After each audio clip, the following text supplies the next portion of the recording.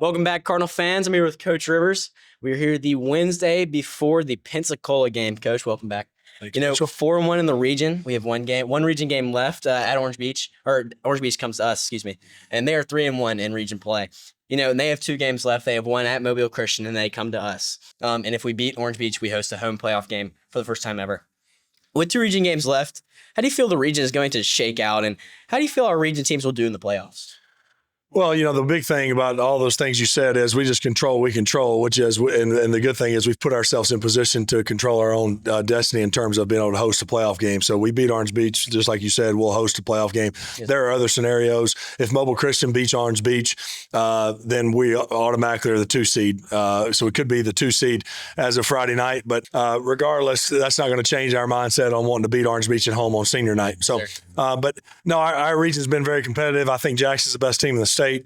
So start there with them. And then we've had a solid year. Hopefully we can, again, finish with only 1 loss in the region, that being to Jackson. Yes, and then Mobile Christian is a very capable team. We saw last year they won all 15 and won the 3 state championships. So they're a team that could get hot in the postseason as well. So being in a competitive region certainly helps you prepare yourself for the playoffs, and then also playing a very competitive non-region schedule. Bayside only has 1 loss, and that's to us thus far. They got T.R. Miller remaining, which will be a tough game for them. And then John Carroll obviously plays in a competitive 5A, yes, 5A region, and then UMS is UMS. They're not having a year like they've had in years past, but last year they had a similar, middle of the pack kind of year, and then went and upset Clay County in the first round of the playoffs. So playing the schedule we play should equip us to be as prepared as we can be for the postseason. Yes, sir. Now looking towards Mobile Christian last week, we scored on offense every possession. We had 523 total yards, 280 passing, and 243 rushing. A very balanced attack.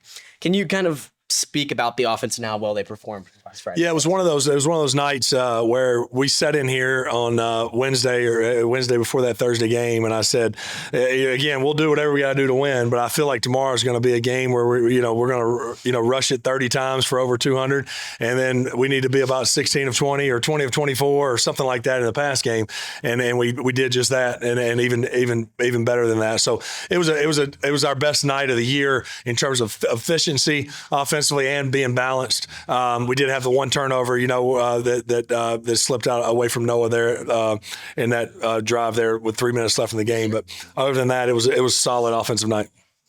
Noah Moss, as you said, he was player of the week. He had 305 total yards, 225 rushing, and 4 touchdowns. How many yards could he have had on the field if it wasn't so very slippery?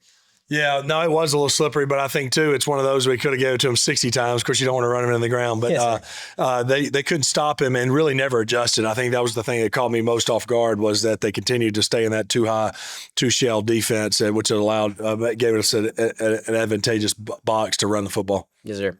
In 3-5 games, Noah's had 87 attempts for 707 yards, and he's averaging 8 to 8.5 yards a carry. Now Gunner, he was 17 of 18 last week, 280 yards, 2 touchdowns in that game. Through 7 games, he's 130 of 195. He's almost at 2,000 yards, and he's at 67% completion rate. 17 touchdowns and 3 interceptions. And then Tucker, he has 2 touchdowns, 106 yards, and they kind of didn't really cover him that much all night. And then defensively, neither team seemed to have a real answer for the run game. How can the defense kind of adjust to so late in the season to the run and tackling better? Yeah, we just got to keep working at it. I think a little bit of you got to tip your hat in some regards to the opponent. You played against Jackson and Mobile Christian, both really good running teams with really good running backs and quarterbacks. But that can't be our excuse, right? We got to fit the run better and tackle better, and really be more physical at the point of attack. We're catching blocks a little too much right now, and so that's been a point of emphasis this week. We're playing another running team in Pensacola High that runs kind of the veer, the old school veer, midline option out of the shotgun. So.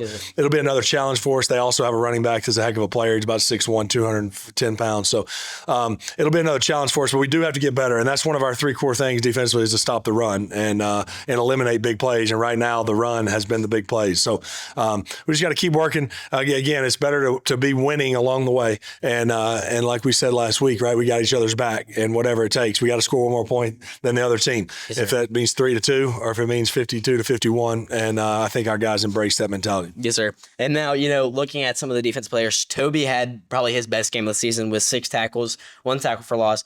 Can you kind of speak of his season in his game? Yeah, well, Toby's kind of been all over the place. He started out a linebacker, and then due to some injuries, we moved him down to DN and D tackle. He's kind of a little bit of everything on the defensive side. The thing he does is he's got a high motor, and he's going to go somewhere hard every play, and that gives Toby the opportunity and the ability to be around the ball a lot because of how hard he plays. Yes, sir. And Ollie Deese, Bryce Marston, Nick Russo all had 6 tackles as well. Was it kind of one of the defense's better games against Mobile Christian? No, I mean they had the tackles, but I think it was again another tough night in getting them stopped. But the positive is you just keep playing the next play, right? You keep playing one play at a time, and they came up with a huge stop, the Braden Smith interception, and then we were able to punch it in to take the 10-point lead, and then we got them stopped there at the end, in the kind of the 2-minute situation, rushing the passer and getting them stopped. So we came up with 2 big stops when we had to have them, but overall, again, it was kind of an extension of the Jackson game, unfortunately, in terms of tackling and giving up big plays. But again, I think you got to own the mistakes, and then we got to move on. Yes, don't let those things linger, and don't let those things hang over your head. Let's just move on and move on to the next challenge. Yes, sir. And Rocco and Noah, 2 kind of key offensive guys. They moved to defense. They recorded the 2 sacks on the night. Playing both ways. Were there kind of individual matchups where you sent those guys kind of in on defense? It was more so just you send in 2 of our best players and say, go get them. So, I think that's something whereas the year progresses that you may see, 58-4 and those guys over there on that side of the ball in certain situations. Yes, sir. Kind of looking to Pensacola, going to the West Florida 7-on-7, kind of all the 7-on-7s, we've kind of played similar opponents that they have played, kind of throughout the season. Can you kind of speak on that, on how they played against those guys? Yeah, it's a little, when you're playing an unfamiliar team like Pensacola, like we are, it's hard watching tape, because you don't have common opponents. So you go, oh, yeah, okay, I'm seeing this game.